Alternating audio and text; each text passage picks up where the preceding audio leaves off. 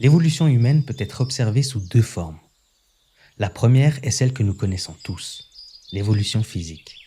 C'est par exemple notre corps qui change, notre cerveau qui se développe, nos sociétés qui se transforment. Et puis vient la deuxième évolution, une autre évolution que beaucoup de gens oublient.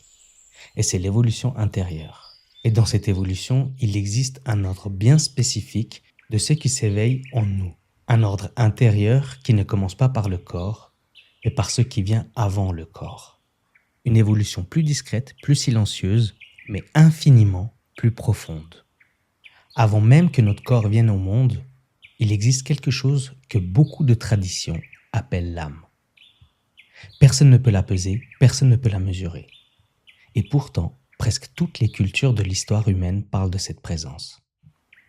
L'âme serait cette partie silencieuse de nous-mêmes, qui observe, qui ressent, qui sait parfois, sans pouvoir expliquer pourquoi. Certains la décrivent comme une conscience profonde, d'autres comme une étincelle de vie. Mais une chose semble traverser toutes les visions. L'âme est là depuis le début. Donc l'âme, c'est ce qui apparaît en premier. Puis vient la naissance. Et lorsque nous sommes enfants, ce n'est pas encore l'esprit qui dirige, c'est le cœur. Ici, nous assistons à l'éveil du cœur. Les enfants ne vivent pas dans les souvenirs du passé, ni dans les projections du futur. Ils vivent dans l'instant. Ils ressentent les choses pleinement. La joie est entière, la tristesse est entière. Ils rient sans retenue, ils pleurent sans masque. Le cœur est encore libre, non filtré par les jugements et les analyses. À cet âge-là, la vie est une expérience directe. Puis vient l'adolescence. Et ici, quelque chose de nouveau s'allume. L'esprit, le mental s'éveille. Avec lui arrivent les premières analyses, les comparaisons, les jugements. Nous commençons à penser à ce que les autres pensent de nous, à imaginer des scénarios, à anticiper des peurs, à se perdre entre les souvenirs du passé et les craintes de l'avenir. Le mental peut être un outil très extraordinaire. Mais c'est aussi à ce moment que beaucoup de personnes commencent à se perdre. Car l'esprit ne se contente pas seulement de réfléchir, il produit des flots incessants de pensées.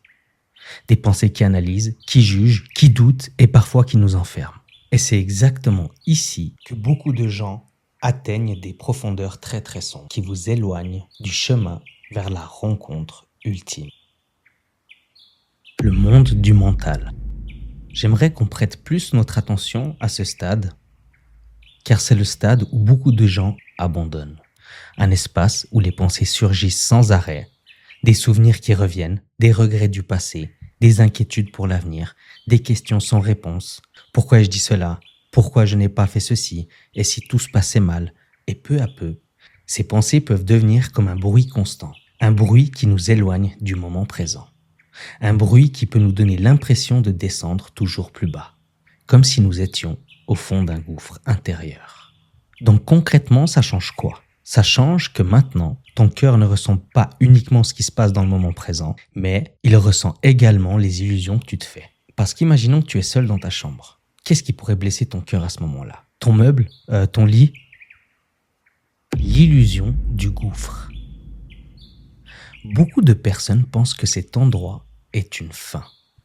À force de tomber, puis arriver à notre limite intérieure, nous croyons que ce que nous avons atteint ici est le dernier étage de tout ce qu'il y a en nous. Et c'est là où l'illusion est très dangereuse. Parce que le fond du gouffre, l'endroit où l'on se perd définitivement, ce que l'on croit être le fond, n'est pas le fond de l'être humain.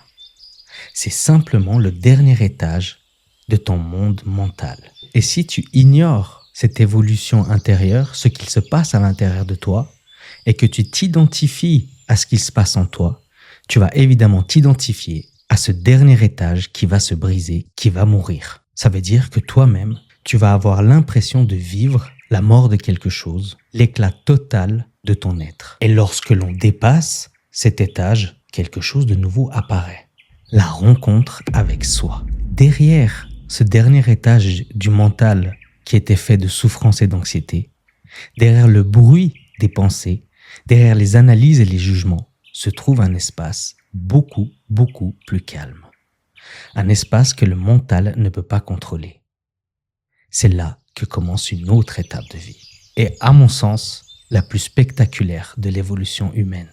l'endroit où l'on redécouvre ce qui était là depuis le début.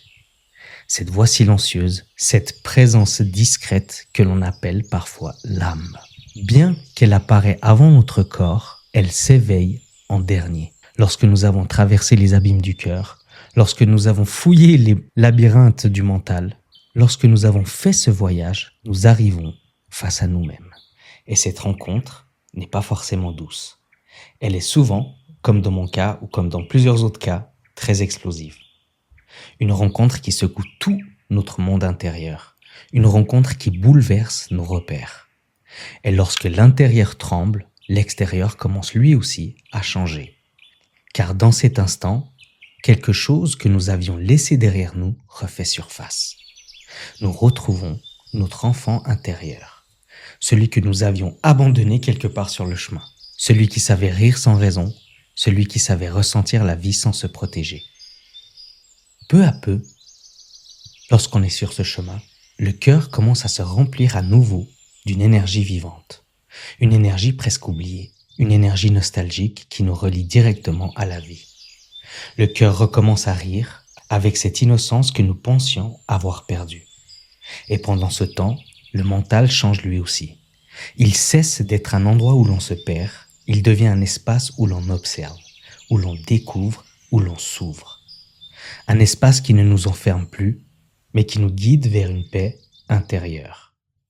Lorsque l'âme s'éveille, quelque chose d'extraordinaire se produit. Le cœur, l'esprit et l'être profond commencent à s'aligner. Ils se voient, ils s'écoutent et ils commencent à se tirer vers le haut. Lorsque le cœur pleure, l'esprit rassure et accompagne. Lorsque l'esprit se perd, le cœur rappelle ce qui compte vraiment. Et lorsque les deux sont en crise, l'âme appelle. Mais cette fois, cet appel ne se perd plus dans le vide. Cette fois, tous l'entendent et tous reviennent unis. Attention, les difficultés ne disparaissent pas. La tristesse reviendra, l'anxiété reviendra par exemple. Les tempêtes feront toujours partie de la vie. Mais un être uni est un être capable de se tendre la main à lui-même. Et cela change tout. Les épreuves ne disparaissent pas, mais elles prennent une autre forme. Et surtout, nous les regardons avec un regard différent. Et cette étape arrive souvent, quelques pas seulement, après l'endroit où l'on croyait toucher le fond. À la base, si j'ai créé cette vidéo, c'était parce que je voulais vous dire de ne pas abandonner. Mais il fallait que je vous montre avant ça pourquoi je voulais que vous n'abandonniez pas. Parce que même si dans votre réalité, vous avez l'impression de ressentir la fin, je peux vous assurer d'une chose, et c'est que ce n'est pas la fin. Ce n'est qu'un passage parmi tant d'autres vers la rencontre la plus importante de toute votre vie. Alors vraiment, courage, beaucoup de patience et beaucoup d'empathie envers vous-même. Vous êtes à quelques pas d'une nouvelle vie. Prenez soin de vous et de vos proches.